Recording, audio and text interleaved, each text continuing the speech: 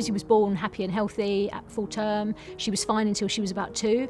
And then from sort of the age of 2 until 2.5, she started to get quite tired, started to go off of her food that she'd always loved, was vomiting lots. We were backwards and forwards to the GP for about 6 months.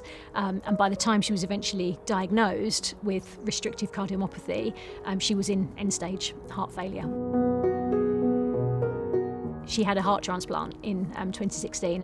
We had a year kind of waiting in Great Ormond Street for a heart, and in that time she had multiple kind of strokes and bleeds and complications whilst waiting. As I say, she went in with heart failure, but by the time she came out, was quite severely disabled.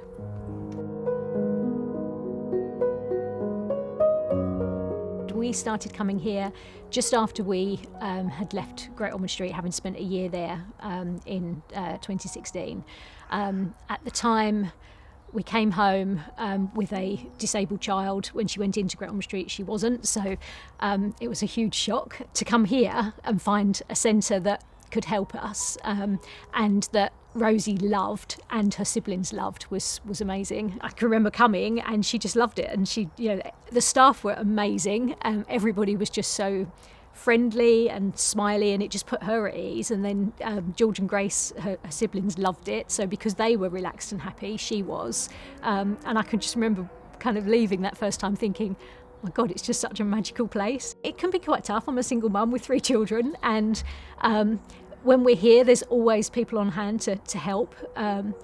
In terms of if Rosie, needs changing or lifting, or even just someone making you a cup of tea, and a friendly person to chat to. The children can be completely themselves. There's equipment here that we can't access anywhere else. The trike is incredible. It's by far Rosie's favourite thing. So she sits on the front and either her brother or sister on the back, and they cycle up to the top of the hill and then they speed down, and the faster they go, the more she loves it. But likewise with the wheelchair swing, the wheelchair accessible roundabout, they come and they just have an amazing time. It just gives them the freedom to just play and just be happy and forget about everything else.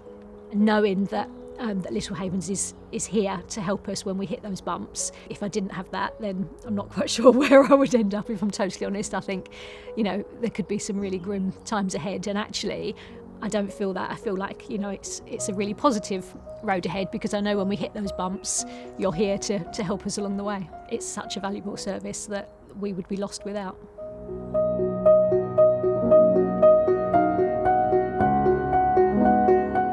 Thank you so much to everybody who donates to Little Havens. Your generosity is incredible, and it just means the world to people like me and my family.